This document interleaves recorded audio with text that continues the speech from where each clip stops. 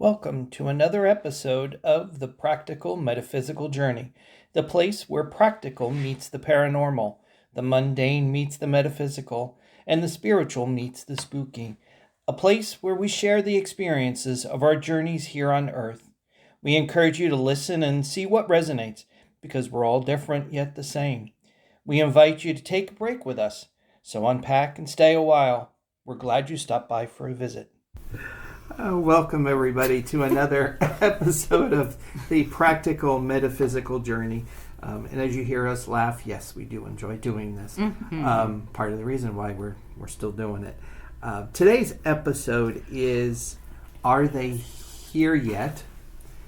So this episode is Are They Here Yet? And I did that as a play on the words, because last episode that we recorded was Are We There Yet? We're on a journey and remembering as a kid, you're always asking, are we there yet? Are we there yet? So flipped it around of saying, are they here yet? And one takes some time talking about extraterrestrials or aliens, UFOs. Yeah. Not that these two want to talk about that particular topic. But I'm here again with Lisa and Deb. To go through this. So are they here yet? Thinking through that, extraterrestrials, starting to talk about and like to hear your opinions on, does the extraterrestrial have to come from outside of Earth? Can they already be, could they still be living here? It's, when you start in with the topic, most everybody, if you say ET or UFO, automatically they're thinking somebody's coming from another planet or whatever to here. But when you really dive into it, they could already be living here. Have they been here for millions of years? And it's just mind-boggling. And when you really get into it and you get down that rabbit hole. So from Wikipedia, they define extraterrestrial as of or from outside the Earth or its atmosphere, a hypothetical or fictional being from outer space, especially an intelligent one. Boy, they gave him some credit there. Yeah. Wow. There, also people talk about UFOs, or now everybody calls them UAPs. And I had to look that one up. I knew UAP was the new term. I just couldn't remember what it was, but unidentified anomalous phenomenon, and I had to practice that word to be actually say it on the podcast. So it'd be interested as far as like what your take is on extraterrestrials, and again, are they here? Do they visit us? Get into all of that. I found a quote from Carl Sagan that I thought was pretty interesting, because he did a TV series, I believe it was a TV series of, the cosmos and all of that. So he, talked a lot about that. But his quote is, "The universe is a pretty big place. If it's just us, it seems like an awful waste of space." And I thought it was pretty neat. If you think of the size of the universe, if we're it, like, why? Why is all that space out there for things? So, when somebody does say ET or aliens or what comes to mind for you first? Oh gosh, I feel like I've been talking about or hearing experiences or conversing about this since I was a kid, so it would be many decades of things, from the movie Making the Mountain Out of Mashed Potatoes to Mars Attacks, where you yodel and their heads explode in their helmets. So just all kinds of stuff, but then other personal experiences that people have had, and different things that were especially popular in different decades, that when things would come to light.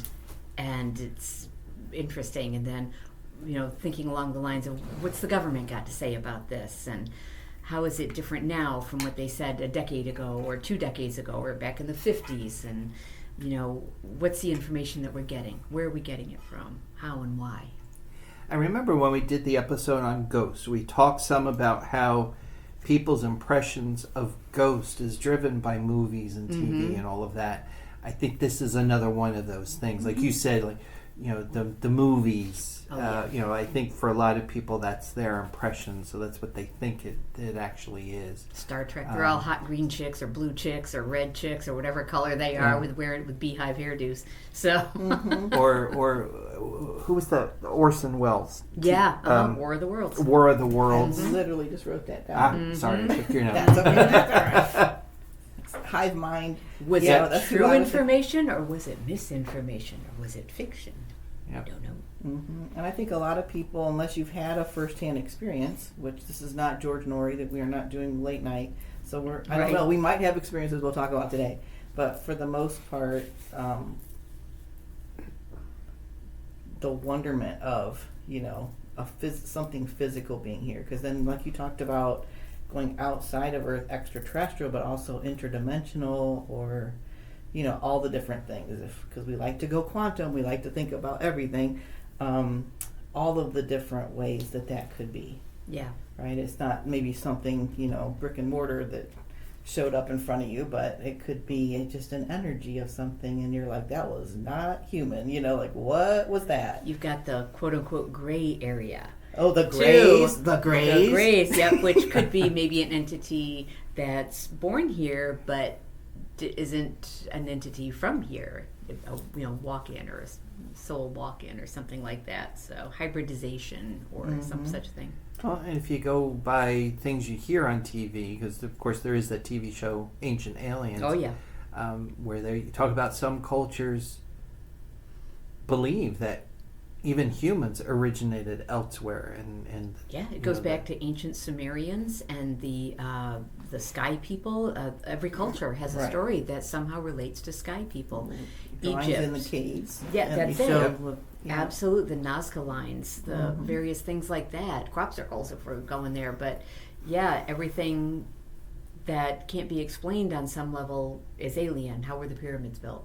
Well, they floated stones, and you know, who's to say? Who's to say? Well, yeah, don't know. I'm going back and taking umbrage on this, especially intelligent.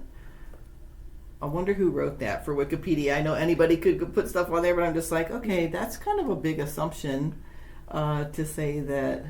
Maybe you think we're really only getting the smart ones? Right. I'm sorry. There got to be some dummy teas in here too. No. Maybe made it wrong. Those are the ones that crash. And I heard that recently on like a podcast or some other, you know, show or something I was watching where because they were talking about how, well, you know, a lot of people think, well, if they're so advanced that they know they can develop a ship that can go from one planet to the next and that can survive that, they must be super intelligent. So, well, if you think about it, there's humans who are really good at one thing but terrible at everything else. Right. It's like maybe there's a particular alien who was really good at planetary flight and he figured it out, but the rest of it, no common sense at all. We're not all fighter pilots here. Yeah. You know, there's a reason. There's a reason for that. So they're just the ones that's their job. Yeah. So, and kind of the other point I had in here and I think a large of this is driven by the TV and the movies and everything. You know, you think extraterrestrials, you're thinking of something of humanoid form. You know, it stands on two legs, has arms and a head and eyes and all of that. But if you open that up, it doesn't necessarily have to be humanoid. You know, and like intelligent life. Like, how do you define that? What's intelligent life? Anything that survives to have a life, you would think would have to be intelligent in some manner because it's sustaining its own existence. But, you know, I don't know, a fruit fly lives 24 hours. You'd think they'd have gotten smarter. Well, they're part of the ecosystem, though, you know, like cycle of life. Like we're all, that's kind it. of what you're talking about that we'll go into, David, was, you know, where are we on that spectrum of size? Right. You know, like you said, the universe is immeasurable, like how many universes upon universes upon universes, and here we are, this little tiny, can't even see the speck of Earth, right? And the gist of it. And there's particles smaller than us. Right. Way smaller. All the things inside our body. They talk a lot of times about some of these asteroids where they're water and it can carry bacteria and so forth. Well, that's kind of a life form as well. Absolutely. So do we call that alien life if it's come to Earth? And as I was mentioning earlier, before we started recording, if you look at the body, they're saying now that they can dive in and look at DNA and all of that, that only 43% or approximately 43% of your human body is actually human cells. The rest of it is made up of other microorganisms, bacteria, and so forth. So, think about that. Did we just develop to carry that? So is the life form or the alien life form that came down, is it the bacteria in it? And it triggered us to form to what we are today. Yeah, are we walking universes? Yeah. That this tiny little speck of a thing that you have to look in a microscope to see is actually the intelligent life form. Yeah. As I've been reading more with quantum physics, trying to figure that out, and I'm not a scientist, so it takes me a while. When they describe it, some of the theories, it reminds me of those with the eternity mirrors. Yeah. Where you just kind of see forever in that particular mirror. It's kind of that idea where like you were saying, we're one size and then there's a smaller being and there's probably something smaller than that. So as you keep diving down, is there an ending point, or or does it kind of loop back around to the bigger? Yeah. As I was reading that, because with quantum physics, they talk about how as you start to go down into the lower levels of small things, it looks chaotic, and then once you get past that, you see it is organized, and then you get past that, it becomes chaotic again. So as you dive through that, it kind of, to me, I picture like a donut shape, or what's that term? Yeah. So as you dive down further into the minutia, at some point it's going to loop back, and you're going to wind expand. Wow. To expand, and then it's just that constant loop. So I think with quantum physics, as they get further into that, I think at some point, they're going to find you go down to some point, and all of a sudden everything starts to become bigger again. Yeah, that's interesting. So when you say extraterrestrial or ETs, like you think we go out, like we're going out into space, but then you just totally took us down a really deep, dark down rabbit hole. And what we know, both outside, like what we know about the universe, or what we know down at the quantum level, is only what we can measure and see at the moment. Right. Well, what can't we see? Because I know, I will just throw it out there. We've done some of Stephen Greer's CE5. We have a CE5 group that we meet, and we've meditated together. We've contacted things, and if you want to talk about anything specific, I'll let you guys bring that up that you've seen. But I know some of our experiences, beings were in the room as I don't know what. Like, I had feelings, so I had physical feelings. That was my experience, but other people were actually seeing beings in the room. Like, were they real? Were they solidified? Were they just energy? Like, how much do you say is real if you can't touch and feel it or look at it under a microscope? Or, you know what I mean? Like, so the microbiomes are there. We can't see them with our physical eye, but that doesn't mean they're not there. Do you know what I'm saying? And they have an impact, even though you can't see them. They have an impact. So absolutely, when we've done the CE5, there's during the meditations, I felt beings there. I've seen them in my mind's eye, where they're standing and what they look like. Have I seen them like regular vision? No, I haven't. Same with like UFOs. I've felt like something's out there watching, but I've not had an experience where I've seen one. Well, and how much if they are out there, which I do believe they are, how much are they letting you see? They've got different ways of why do they want to be seen? Do they want to be identified? Some do, some don't. Maybe it's just that's their part of their mission. And I've seen different entities, and I think that a lot of it is time slip, interdimensional travel that they're able to do, possibly some time travel. We know it's not linear, and that gets proved to us more and more as time goes by scientists. And are they able to use that? They vibrate at a different level. I've seen different vibrations of beings, not on a regular basis, but and it wasn't anything I went looking for. So it was on their time, on their schedule. Maybe we were in a group and saw some things that I'd never seen before, and interestingly enough, that I had no reaction to other than, oh, that's there. So it's interesting. No fear, no major excitement. It was just something that came through that needed to be seen, or for whatever the reason was. But then, you've got other things too, where you're talking about alien abductions and science experiments and different things like that. And there just seems to be a lot of evidence out there for that as well. There's just too much unexplained. And is it really unexplained, or is it being hidden? It goes back to Betty and Barney White in the New Hampshire mountains, being abducted and having their experience, and there being questionable particles on her dress that they've never been able to identify what that is.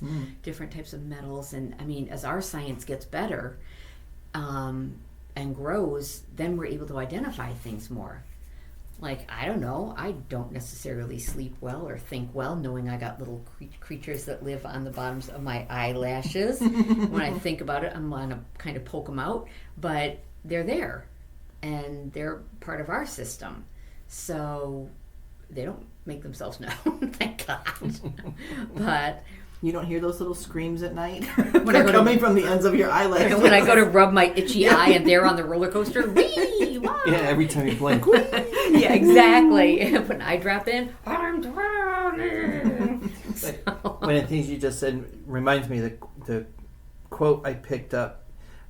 There's another podcast called Pod Force One with Miranda Devine. She was interviewing Tulsi Gabbard, who is the director of national intelligence currently. And they talked about a lot of things, but one of the things they did talk about was UFOs and extraterrestrials. And she asked her directly, Tulsi Gabbard, do we have evidence of it? And she hemmed and hawed and eventually just kind of came back to, we're continuing to look for the truth. Yeah. And left it at that. Yeah. Does it take our government to tell us that it's okay to say they're here? Plenty of people that have experiences. Stephen Greer's been doing this for 30 plus years, I think, and giving his talks and things, and all of the experiences he's had with his groups. Who's the expert that's going to finally give us permission that they exist or they don't? Yeah. Yeah, they're releasing recently, different video that you've seen. Mm-hmm. How much of that is controlled? Mm-hmm. It's drip feeding. It's called that's the thing. Exactly. It's drip feeding, and what's the reason for the drip feeding? Because I did a real deep dive on this too. It's drip feeding. You get to hear little bits about things like the supposed drones over New Jersey right around election time this past year. Or these Tic Tac shapes that are being seen, or all of a sudden, in our local area, the Navy pilot who saw one of those things that was able to outrun them in his fighter jet, and he came forward. And there was a time when people kind of disappeared if they worked for the government and talked about those things, or had to keep them secrets till their deathbed. And now, all of a sudden, why is that okay with the government now to release that? It's not that they can't control somebody who's going to release it. They have their ways of doing that. But this drip feed, is that just because there are known conversations or issues going with people from other worlds that they're involved in, and this is their way of slowly acclimatizing us to avoid widespread panic like War of the Worlds did with that broadcast. Yeah, sure. I know that my dad had experiences with them where he worked, and the air base that he worked at, he did a lot of work with building nuclear sites. And in our area where we grew up, close to Rome, New York, it was a given. And this is back in the 60s when I was a kid, probably the 70s when my dad started talking about it, that to him it was just another, they're all over anywhere the nuclear sites are. That it was just a given. And of course, I believe my dad. You believe what your parents say for the most part. And so that just, for me, was just, okay. And then the only other thing that was unsettling to me growing up with that is when Whitley Schreiber wrote his book about alien abductions. And then all of a sudden, people are undergoing hypnosis and saying that they've been abducted and having this, that, the next thing. And my dad was kind of borderline about talking about experiences, but he was very deeply into this at the time. And so, I mean, later as we talked about these things, I think he felt that he'd had some experience with that. I don't know for sure. He's passed away now. But I was trying to figure out why they'd abduct a guy with a crew cut that couldn't put our shoes on the right feet growing up. I'm not quite sure what they thought they were going to learn from him, but he was pretty technologically advanced, and he worked on the satellite systems for tracking these things way back in the day. So it's interesting. Do you feel that there's different groups with different goals coming here? 100%. Some maybe to more control or others to help. Yeah, absolutely. I mean, we went to the moon, supposedly. Mm-hmm. Supposedly, that's what they told us anyways. And, Elon wants to go to Mars. Like, we are looking out there and exploring. So why wouldn't people or beings or whatever you want to call them be looking back at us saying, hey, I want to go see what's going on there? To me, it just makes sense. Like the quote you said, it's a pretty big place. A lot of wasted space if it's just us sitting here on little old Earth, We'd have to be pretty arrogant to think we're the only ones here that are intelligent life force in some way. Right. And, I mean, like I said, we've gone back in time to the times of the Anunnaki and that race of extraterrestrials who integrated with us.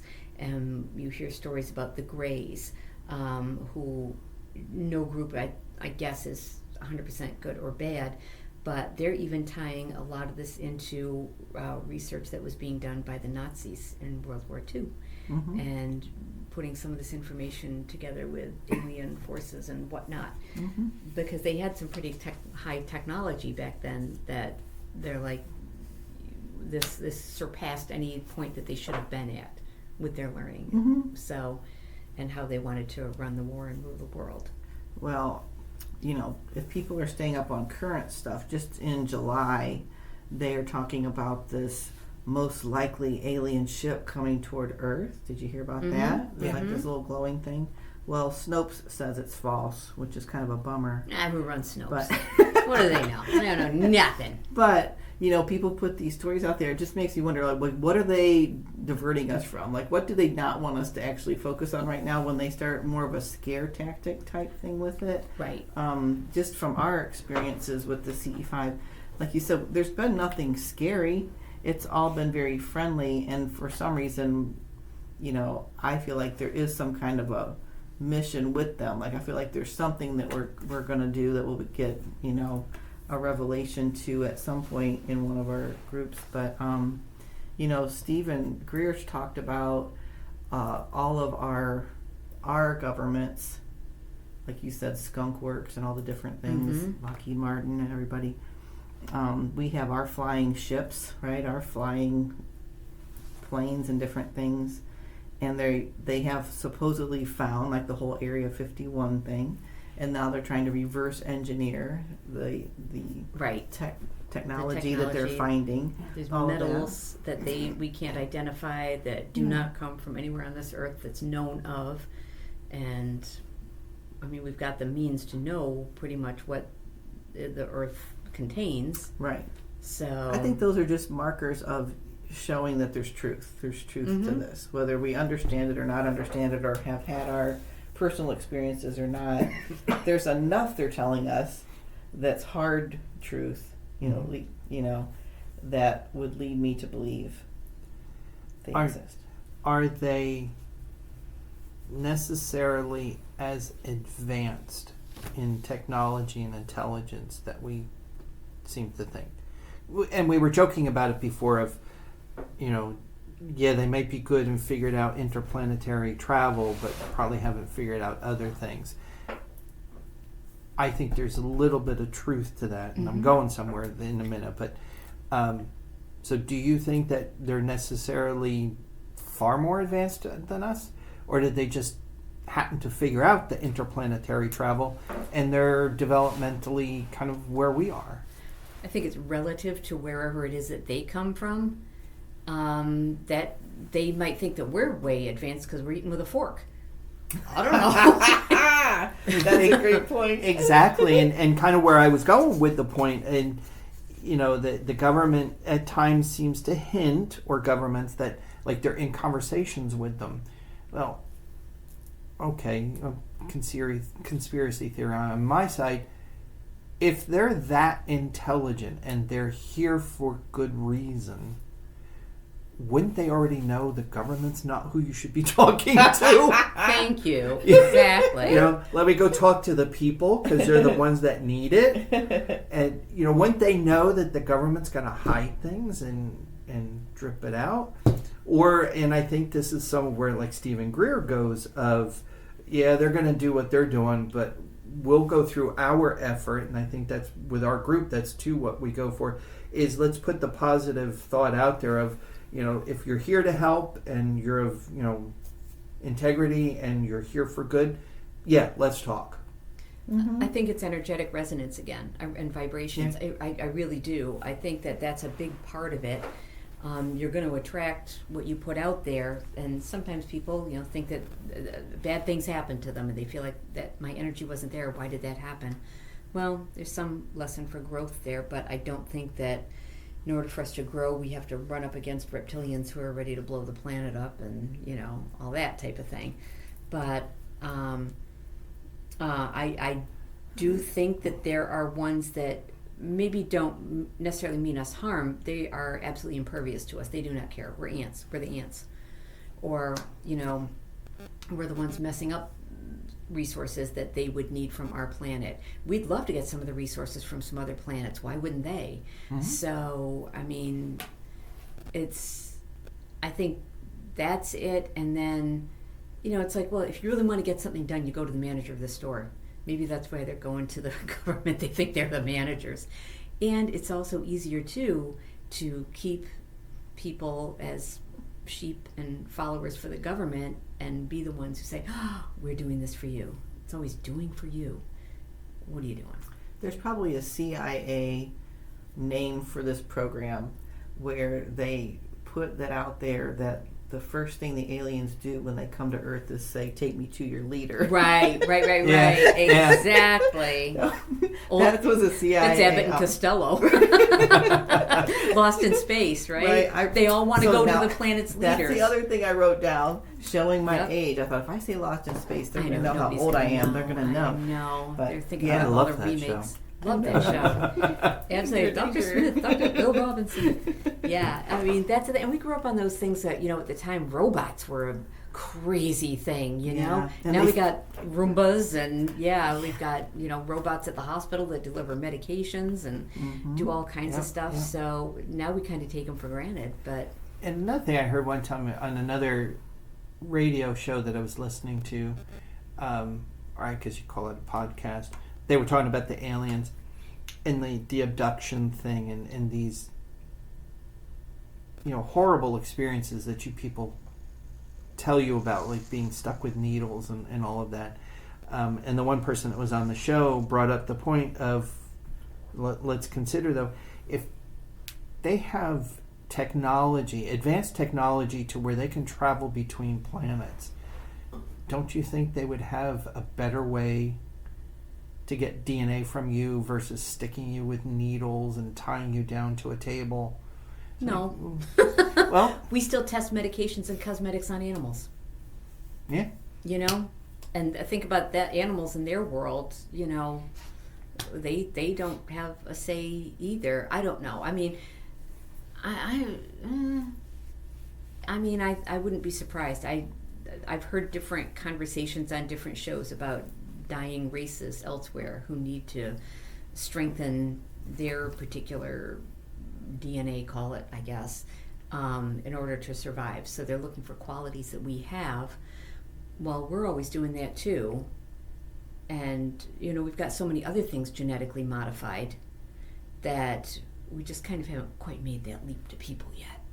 So, Well, or think Or have about we? this. So the experiences they're having that they remember are of a race that is of a certain vibration. Mhm. So maybe we've all been probed and DNA'd and other things from higher vibration in Right. ways that don't involve needles that we don't even know about, right? Mhm. So I think it is all about thinking on a vibrational level of our souls Yeah. leave our physical bodies when we die, if you believe that, Mhm. and it goes up into the ethers or whatever. I don't know what that's going to look like till it happens.